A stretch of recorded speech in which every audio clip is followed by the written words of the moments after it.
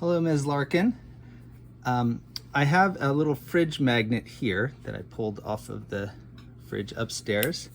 And as you can see, it's a magnet. I have the screw here, and I'm just going to attach the magnet to the screw, and it works pretty good. And what I have down here is I have a great big loop of wire. And let's see if we can do this without it popping off. Okay, you can see it's like a whole bunch of wire in a loop, and one end comes out this way, one end comes out this way, and it's connected to this thing here, which is called a galvanometer, and this measures whether electricity is flowing. And so I have it set so it's going to measure some very small amounts of electricity. So what I'm going to do is I'm going to take this magnet that's on this screw, and I'm going to put it through the loop. So let's do that, and I want you to watch the needle up here as I push it through. Well, let's watch it when I pull it back. You notice when I push it through, it goes to the left and then returns to 0. And then when I pull it back, it goes to the right and then goes back to 0. Well, if I push it through slower, it goes, but not as far.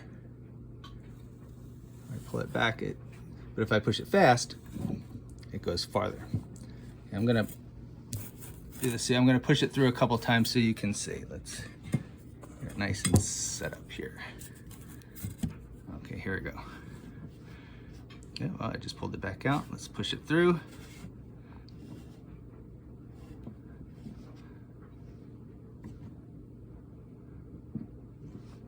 Okay, so when a magnet goes through a loop of wire, it makes electricity flow through that loop of wire, but only while the magnet's moving.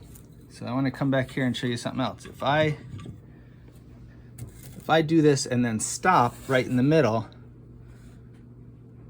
nothing happens to the needle. The magnet has to be moving in order for a current to happen. So in The Boy That Harnessed the Wind, when he made a generator out of the bicycle wheel, he had a magnet like this that was turning inside a big one of these. So the magnet was always moving because it was attached to the bicycle wheel.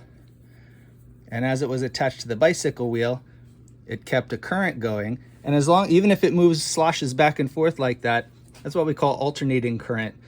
That's enough to power a light bulb. Now the thing is, when you put a light bulb in there, it makes it harder to pedal.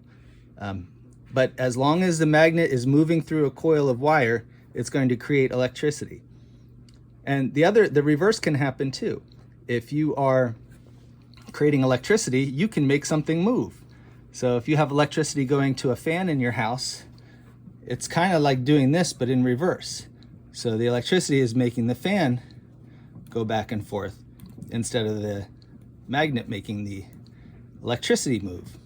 So electricity and magnetism are kind of like, they're connected. They're like opposites of each other. Changing magnets make electricity, and changing electricity can make magnets and make things move. Okay, hope that helps.